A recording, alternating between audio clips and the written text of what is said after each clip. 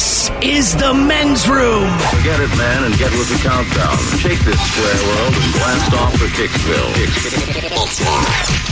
The Drifters, the Grasshoppers, the Hip Ones, all gathered in secrecy and flying high as a kite. You're listening to the men's room with Miles and Thrill. Racial consultant standing by. Profile This is coming up. Caller 9-844-999. Ola will play Profile This coming up in minutes. Hey, we do have your headlines on the way 1 hour from now. First, quick check-in to Mike Hawk for some of the stories and headlines he is not working out. All right, a 24-year-old woman robbed a bank in Florida earlier this month and got caught after employees realized that she was a teller at one of the bank's other branches nearby. But she robbed the same... Oh, man. So the same bank, but a different branch. She showed up for work a few hours later and got arrested. Come on. She still showed up for work. Well, I mean, I guess she probably figured she knew the ins and outs of how that bank operates, right? So she should have known that she would be caught. That's the conclusion I come to. It's like us coming in here and playing whatever we want. Right. Exactly. We don't care. Goddamn. Robbed your very own Other bank. than insider trading, I just don't feel like these inside jobs ever work out. No, but it's always an inside job, man. Like the wife disappears, who do you talk to? You talk to the husband. You know, it's always someone you know. It's always the closest possible way. Half the time people come in and try to rob and they go, "Is that you, George?" And they're like, "Shut up, give me the money." I think that the amount of money you make is when I get suspicious of an inside job. People rob a bank, they roll out of there with $2,500. Not an inside job. They roll into a bank, roll out of there with like $800,000. I'm like, they're working with someone. yeah. Come on, man. Look, you go into the teller and she truly feels that she's under duress and that you might do something stupid. They'll hand you the cash. It's insured. It's no skin off their nose. They just don't want to get shot, right? Right. But it's something they can hand you quickly. You walk into a bank and you want $800,000. They don't just have that sitting in that takes a much longer amount of time for them to get that cash. That tells me someone inside is working with you. Because bank robbers don't like hanging out. It's not the movies. They want to get in and get the hell out. Yeah. It's not this big elaborate plan where I have like 6 different people that go in there. You don't have ski masks and automatic weapons and all the rest of the stuff, and you shut it down and the cops show up and there's a 24-hour negotiation, you escape it. It's like, no, man. If you give me $2,500, I'm out of your hair. Nah. Right, a 30... You know what? I knew a guy. I didn't know him well, but he had done time in federal prisons for robbing banks. And that was his whole thing. He just kind of ran in, stronghold them, to get what he could get, but he had to be in and out very quickly. Get in, scare him, get what you want, leave. I know a very good friend of mine who has his business, and the feds were just taking him to task, basically based on taxes, because he was doing a lot of work overseas, and he was selling a lot of things overseas. So he got tired of him absolutely killing him. So he's like, you know what, I'm going to rob you blind. And he went down to the Grand Caymans and he opened up a business. And that's where his business is out of because most of his stuff is distributed around the world. So he's like, you know what, I'm going to rob you of all those thousands of dollars that I normally give you and do it completely legally. Yeah. So, look, you can rob people a lot of different ways. Yeah, if you were doing the Caymans, I would too. Sure, why not? Let's see here. A 31-year-old man in China recently had emergency surgery after he shoved a small padlock up his urethra. Oh! And it ended up in his bladder. A padlock. A padlock. No, it doesn't matter if it's a small padlock. There's no padlock so small that my urethra is where it goes, man. No. Treat it like urethra Franklin. Give it a little R-E-S-P-E-C-T. I mean, the only thing that I can think of that's the smallest is those little ones that they put on suitcases. Right. But it's not fitting on my penis. No, and why? Not yours. Could you imagine trying to turn those numbers in your foreskin? Oh! 29, 36. I can see it. 18. Get the little indent out there? Oh, damn. Why, though? I mean... Because he's an idiot, Mike. What other possible reason? What kind of pleasure do you get from stretching your urethra? Are you asking? To be fair, after the show, we'll show you. I have not tried, so I don't know. It might be awesome. It's cool with a flashlight if you can stretch it as far out as you can, and then it's kind of like putting your flashlight in your mouth in a tent. You know what I mean? But it's not. If you stretch it out that way, it's the original fleshlight. It really is. My penis is glowing. It's like E.T.'s finger. Grab a catheter if you want to. A friggin' padlock. Damn. Well, those things are good. Those things are good? Well, padlocks. They get the job done.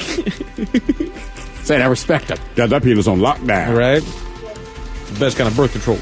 Boom, lock it down. Yeah, ruin your penis. That is fantastic birth control. When it doesn't work, you're safe. We covered this earlier today. The crew of a Navy plane in Washington State is in trouble after they used the plane's jets to draw a giant phallus in the sky. Andropenis. Oh, yeah. I love it. I think it's hilarious. It is hilarious. I'm sad I missed it. Right? Look up in the sky. Yeah. It's a bird. It is a bird. Nah, that's a penis. I'm pretty sure that's a penis. I mean, that's the ultimate hope, is that somewhere there was two guys smoking weed, just like looking at the clouds, like, I swear, man, that one looks like a penis. It looks just like a penis. It does, man. Dude, you got it on your mind all the time. What's up with that? If you look at it this way, it's like a horse's face. Is that Beaker or a penis? It really does depend on your angle. Turn Beaker's head upside down. Tell me what you see. But the only thing, there were no complaints. There was not one complaint. No one formally complained to anyone. No one was mad.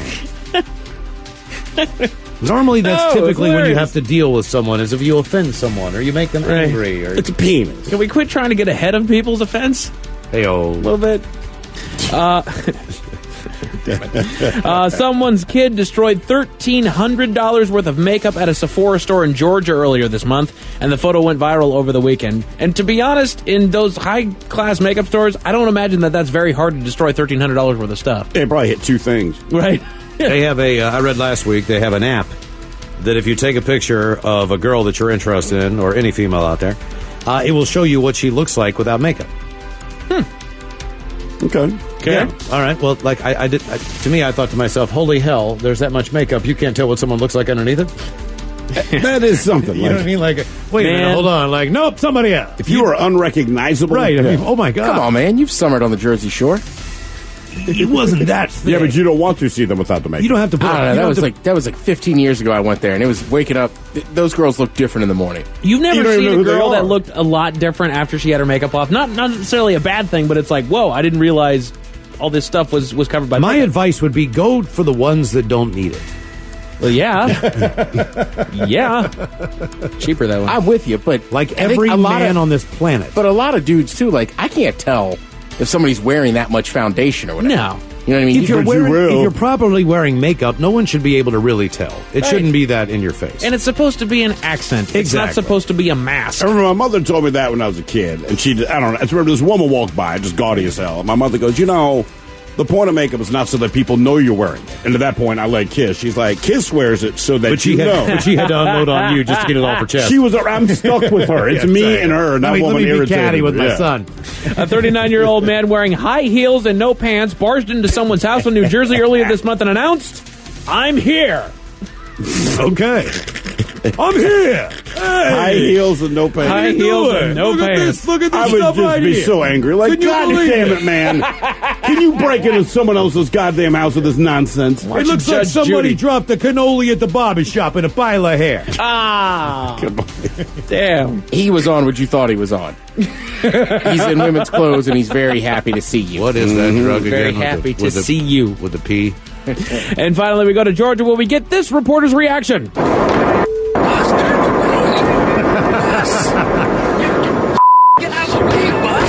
I'll tell you what that blitz was blocking 1 hour from now. Bang of my cock. We do have your headlines coming up 1 hour from now. First, the game is... The Men's Room presents Profile And This. Stephen Throwhill, could you please tell everyone how Profile This is played? I sure can, Miles. It's a simple game where we share with you a real-life news story, something that happened right here on planet Earth. Earth. And as you listen to the story, based on the stereotypes you believe to be true of people and the decisions that people make, we'll ask you what it is you think makes the story a story. Hello, Rylan. Welcome to the men's home. The men's home. Men's room. Oh, the Menso. You know why? Because his name's Rylan, and I started thinking Rylan Holmes. That's the only other time. I'm Mike Rowe for Ryland Holmes. Hence, men's home. That's what happened, Rylan. Your name screwed up everything and made me look like an idiot, but you're forgiven. Rylan, do you understand how the game is played? I do. Fantastic. Here is God, your story. man, they committed me to one of those men's homes. I saw Rylan and thought of Rylan's Holmes and was thinking that and speaking. That's what happened. Your stupid name. All right, Rylan, here's your story. A 20-year-old guy, he was just released from jail in Phoenix earlier this month. He ended up wandering to a Union Pacific rail yard, and then he decided to steal a train. And when I say steal a train, he tried to steal the entire train. He hopped into the engineer's seat, and he started pushing buttons and pulling levers. Keep in mind, he doesn't know how to operate a train. He just figured that he will figure it out. Now, fortunately, as he's messing with all these different levers and buttons, he happened to honk the train horn. I don't know if you've heard one of those recently, but they're pretty goddamn loud. But as a result of doing that, the real engineers around the rail yard, they noticed him and they called the cops. Now, apparently, this guy was only one pedal away from being able to drive off with the train, but the cops got there and stopped him. He was arrested for burglary and theft of means of transportation. Do you believe that this non-trained genius is black, white, Mexi, or Asian? I want to say if it was in Phoenix, you said? That is correct, sir. I want to say Mexi. You should. That is what I am thinking. I'm thinking hobo. Sheriff Joe? Oh, Appo. How do you say his name? I don't know, but it just seems like isn't the whole gimmick on all those pay-for-play prisons just to keep as many people in there as they possibly can? Oh, that's the whole thing. Yeah, it's for profit, yeah, so exactly. It makes a difference. And it just seems to me that seems to be the way that things lean in Arizona. Oh, absolutely. I'm with you, but doesn't it seem white to steal a train? No, it doesn't have anything to do with the crime. The guy could have been walking through the yard. I mean, it wouldn't matter. I mean, yes, he did get up in there and almost got the damn thing started. He tried to steal the train. Yeah, he almost actually did, which would have been great. But either way, no, he's got to be Mexican. I think I agree. I think he's Mexican. It's Arizona. They don't throw anybody else in jail. It has nothing to do. The guy could have been walking down the street minding his own business, like eating a hamburger, man. He's going to get his ass thrown in jail. I mean, you're right. It's just, I don't know, man. White people love trains. They set them up at Christmas. They go to museums. And that's why this white kid, cop was so pissed off about this. When I was a kid, man, we had to go ride little trains in little parks. But I don't want to. You never rode like one of those kids' trains in a park? They have them in parks? I know what you're talking about. Like you know what? Park? No, like if you went to like a fancy park they would in a have rich one. They would neighborhood. go in a big circle. My parents didn't love me enough to take me I've seen to a those. train at the mall, like a little kiddie train at the mall. But it's full of white people. It was. You want to stick with Mexican? Final answer. I do. We're going to find out if he was black, white, Mexi, or Asian next. That was a tease. You are listening to the Men's Room Radio Network. Welcome back to the Men's Room with Miles and Thrill. Profile this takes us to Arizona, and a guy just got out of jail, and then he decided, what the hell, steal a train. An entire train. And he was caught. Yeah, well, that's what happens, particularly when you don't know how to drive a train. But, Ryan, then we asked you, do you believe this guy's black, white, Mexi, or Asian? You said it's in Phoenix. You wanted to say Mexi. You stuck with Mexi. And in the end, you are correct, sir. Congratulations, you win nothing. Now, for all the TV news all the time, it is time for TV Time with Ted. And now, because your pathetic life is confined to countless hours in front of a talking box, Armageddon! The Men's Room presents TV Time with Ted. Now, a lot of coaches in a lot of different sports have different ways of dealing with the media. There's some guys I don't really care for. Like Nick Saban, I think kind of comes off as like, oh, he's holier than thou, this and that. You know, he kind of talks down to the reporters and stuff. Bill Belichick, of course, he's kind of famous for when he talks to the reporters, just kind of being, he's not as mean. He's just very short and like. He's short. He's dry. Here's my point. Don't ask me again. We played well today. Better have intelligent questions for him. Yeah, but I will say. They never do. I know, but I defend the reporters sometimes because it's like people want them to ask the simple question. Of course they do. Right? And like the coaches know. So generally, I kind of go back and forth depending on the coach. But I like this one here. This is Steve Kerr, okay? Yeah. That's a sign of confidence, ladies and gentlemen. Hey, Steve Kerr. I wasn't positive. I was just kind of hoping somebody was going to say something. Nobody did. So I was like, leaning over to hit this button. Okay. You're going to hear that. So Steve Kerr, right? It's 2017. Who knows? Maybe this is 2019, you dinosaur. So Smoke bomb. he knows what's going on. So basically, he's just having some fun with the reporters that I like. He knows as soon as he asks or tells them something, they're going to want to tweet it. Everybody ready to tweet? Okay, Iguodala will start. And just let me know when you guys are done. They're laughing, but he's waiting. Yeah, that sound you hear is him clipping his nails. You done? Hang on, I got a troublesome cuticle here. All right? So I saw that one. I was like, that's kind of funny. He's having a little good time with it. I like that. But apparently Steve Kerr does this all the time. Who wants to ask about Steph Curry? Logan? Hey. Phone's ready. Steph will not play. Sean will start. Just let me know when you're done. And now he's just sitting there with the Rubik's Cube. Just playing with it. Took me less than one tweet for you guys. If you go to the Men's Room Facebook page, you can see the article. There's a few more on there. At one point, he even breaks out the slinky. But he's right. Me and Mike were talking about this. Like, it's the truth. If you're a sports reporter... All right, it's all Twitter. Right. Like, you got to tweet that out as soon as you can. So it's like, I don't know. Do you sit there and listen to the whole thing? I kind of like... Steve Kerr, to me, is kind of throwing a little nod here. Like, you know what? I know you got to tweet that out, boys. Yeah, I think he's actually doing the right thing. Ladies. He's having fun with it, but the idea is like you can't not tweet stuff out. Now, if you're the reporter, you can't be the one guy that didn't respond to whatever. Right? Yeah. Everyone that sends out there at the same time. You have to be a part of that. Unless you got money on something, who cares if he sits out at night? Too, you know, like whatever the deal is. Like, I mean, like, yeah, but it's still got to tweet. It's not that. Right, it's no, just like, look, there and look, we did sports radio for a while, and it's stupid. It just is. But the obvious, most basic juvenile information for whatever, even though the people that care already know, that's the part that always blew my mind. Like, if you care this much about a sports team, you understand the sport they're playing, you watch the game, you understand everything that went wrong, went right, but somehow you still want these people to ask the same goddamn question that you already know the answer to. Yeah, 100%. Not all the time, but I would say 95% of the questions. If there's an injury or something that's new, it's understood you have to ask. But 95% of the questions you ask as a sports reporter, and that's why I got bored with it. Like, man, the people who give an F about what we're asking about already know the answer to the question. It's such a waste of time. They do. But they still kind of want you to ask it. I know. I know. I'm with you. Yes, and our Miles, quarterback who got sacked 12 times and was picked off 15. Yes, he had a bad game. Thank you for asking. And that way people go, yeah, he certainly had a bad game. Like, well, thank God that reporter asked the obvious. Yeah, and you're right. Like, outside of gambling, it shouldn't matter that much. But the truth is, man, like, sometimes you'll just meet people. You go to a different part of the country. I know for me, when I travel for college football games, like, it blows me away. Like, in Baton Rouge, for instance, the time I was down there for an LSU game, I knew the punter, and he wasn't even the starter. And people were like, how do you know him?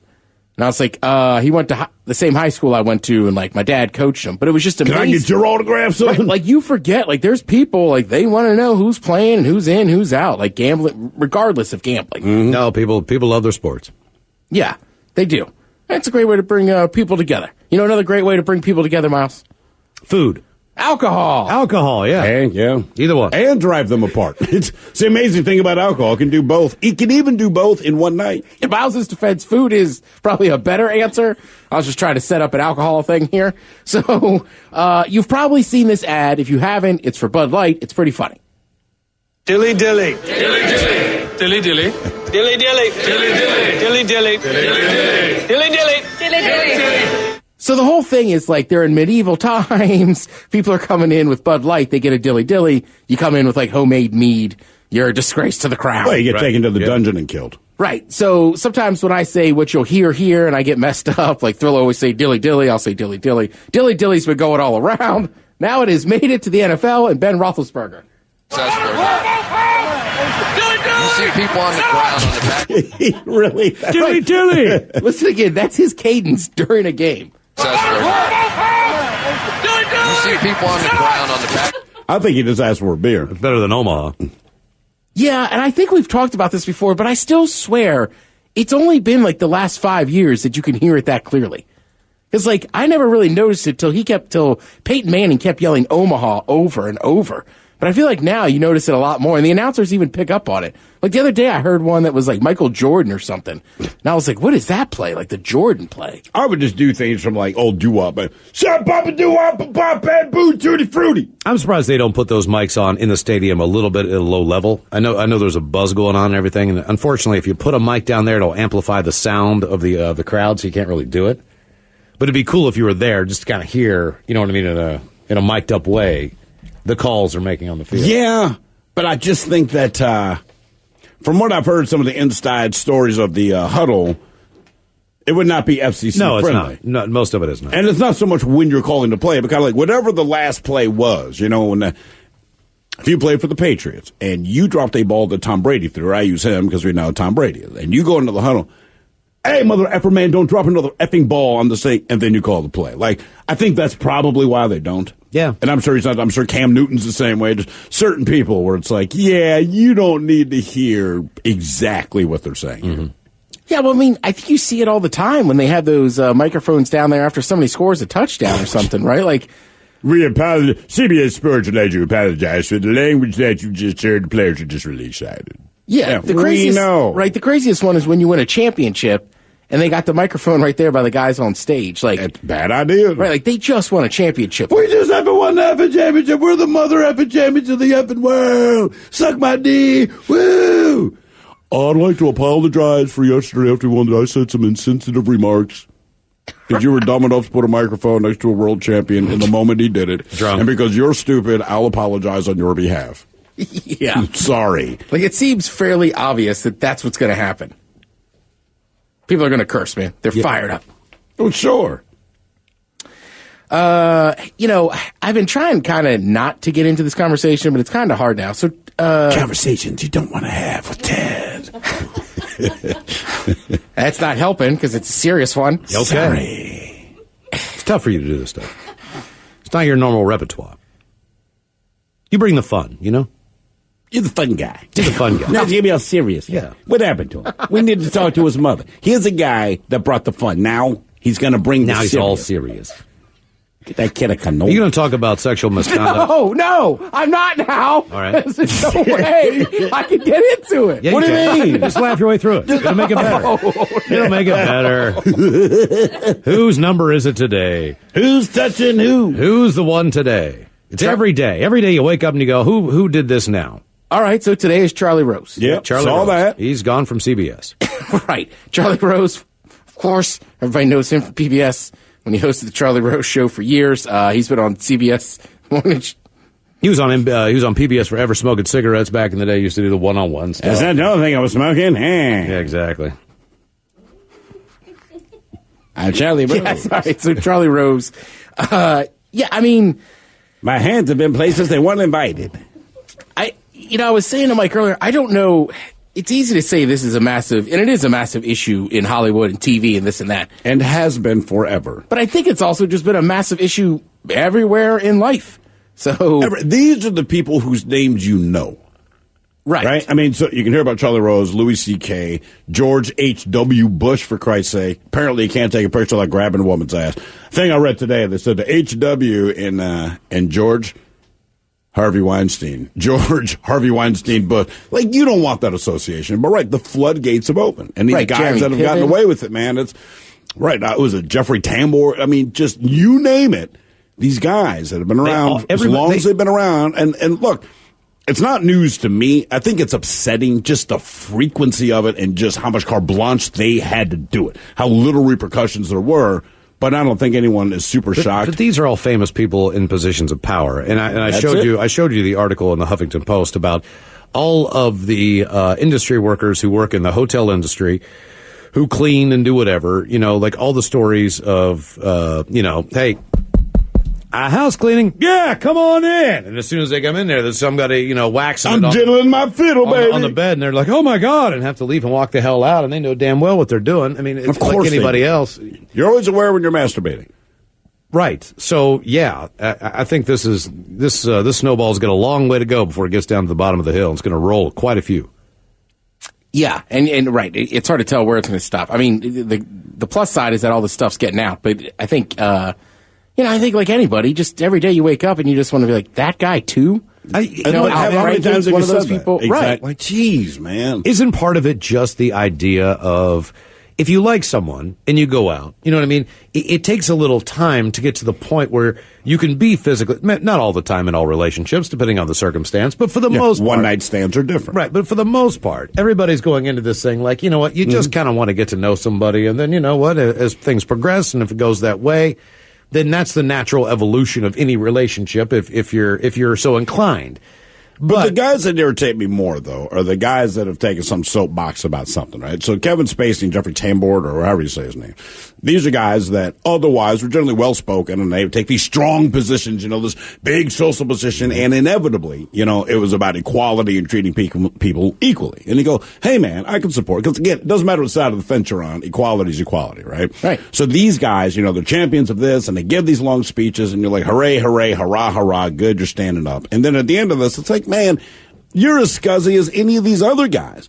The people that end up, quote unquote, getting away with it are people like Andy Dick, because people go like, Andy Dick seems like the kind of guy that would do exactly what you've accused him of. But Andy Dick isn't in the Senate. So it's like, right. and that's the difference. Al Franken is. Yep. And Moore, he stood up there and waxed poetic. And Roy Moore is doing the same thing. And the Christians, the conservatives, the evangelicals, they're backing him.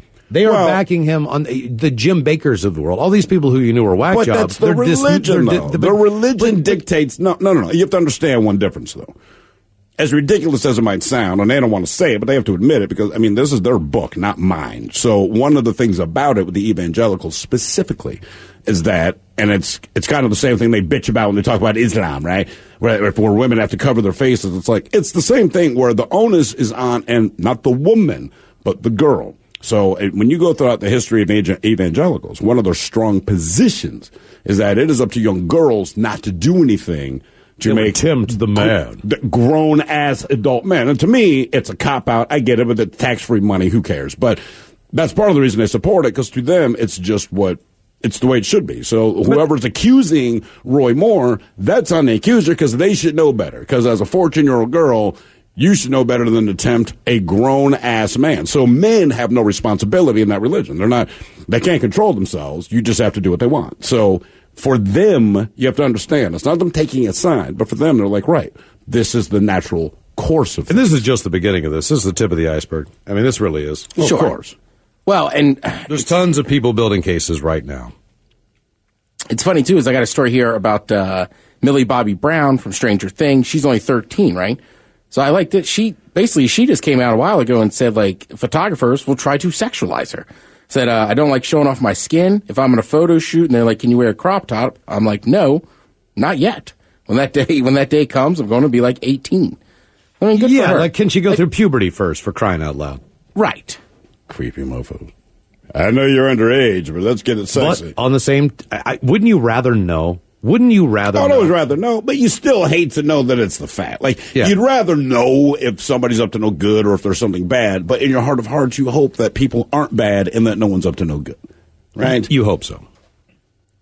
Right. That's the thing. You don't want to see that. Right. You just hope, you just hope the people that you like aren't part of it. But it turns out everybody's roughly the same, to the point that I almost wonder, why is everyone fighting? It seems to me that everyone's pretty much an S-hook. Well, if you're on the prowl all the time, why are you married? Right. Well, what are you doing? It's like, yeah, you got to, right. Right. And I'm with you. I think the one that got me the most was like Russell Simmons, somebody that sits up there and preaches about peace and this and that. Mm-hmm. And then you're caught up with Ratner. Preying on these girls, like Bill Cosby, he's always admonishing. You need to do this to be a respectable man, and then here's the proportions of roofie you want to put. Preaching is a very, very, very, very delicate thing, because you're putting yourself on a pedestal, and if you choose to talk down to people, you better have your S stuff straightened out, because if not, then you can't talk down to people anymore. Someone's going to talk down to you, and it's not going to be the way you want them to talk down to you. Somebody's going to beat your ass. You know what I mean? Like some dad's going to come and beat your ass. And that's why these people continue, because unfortunately, whether it's street justice or real justice, it never gets taken care of. I know for a fact if anybody would mess with a family member of mine, I would more than likely end up in jail because I did the wrong thing based on a natural reaction. Well, of course. There's no question. Right, but you're dealing with powerful people that have a lot of money. Yeah, they do. It's a huge difference. Speaking of the Cosby Show, basically, the guy that played Grandpa Huxtable, he passed away. He was 91. He also provided one of the voices on Thundercats. The Cosby Show, there's a great example. Like Bill Cosby, I think we all agree is a bad person, a sexual predator, but I don't know, man. The Cosby Show was such a part of my childhood. It's hard not to still have... It's still a good show. Right, have fond feelings on that show. It doesn't do with your art. It doesn't do with you as a human being.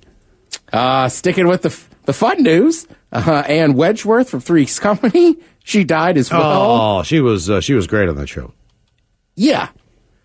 She only appeared in like 9 episodes, though. She was basically an older woman that would flirt with Jack. She'd come over all sultry, like, Jack. He'd be like, oh, God.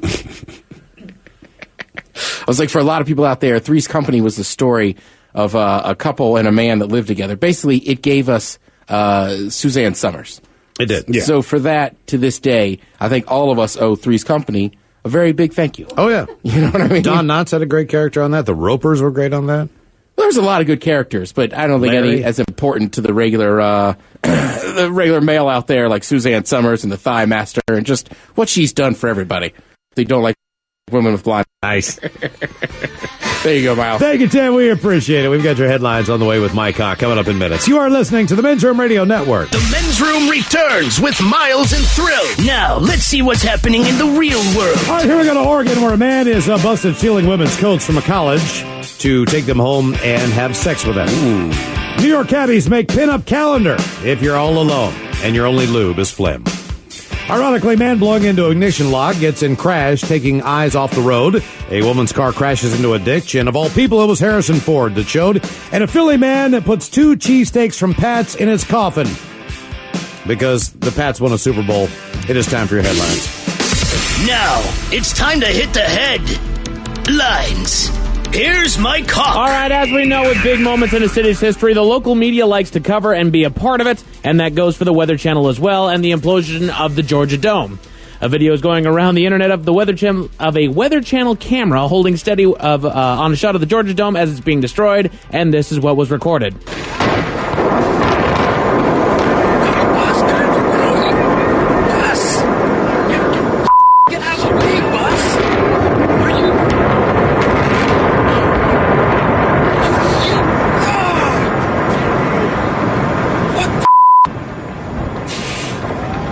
And it moves. If you have any time in your evening plans, do yourself a favor and check that out. Oh, absolutely. It's brutal. The bus pulled into view just as the implosion began. Like, you see one little explosion go off out of a vent, and then the bus comes into view. You can see and feel the building implode behind it as it falls, and then as the bus pulls away, all you see is a cloud of smoke. But they have all these cameramen set up tripods. They're all ready to go. They're in a determined set location where they can film this thing imploding. Do you think that he really wanted to be there? Right before they blow the thing up, a city bus pulls up and blocks their entire view, and right when it's done, it pulls away. Like, I don't care if he meant to do that. I don't care what the deal was. It could not have been better timing for everyone involved. It was the best thing I watched all day. It's something straight out of like a Bill Murray movie, man. No, it was great. It was perfect. And as the bus driver, do you think he saw all the cameras and snickered to himself that he was going to ruin everybody's shot? I think he just pulled up to the spot that had the best view and parked it. I think like anybody else. Picking up people, Ted. Look, dude, you're driving by there every day. It's your normal route. You're a bus driver. You do the same thing. Didn't care. Your time comes, and you're like, you know what, man? I should pull up just in time. Like, even if I was that bus driver, I'd sit for 2 minutes at the previous stop, just waiting and knowing, like, oh, you know what? We got to wait here for a minute. And then get back on schedule. Then I pull in just to watch it drop. I think the average bus driver doesn't care. And if it's, hey, you're blocking a shot, like, I'm picking people up.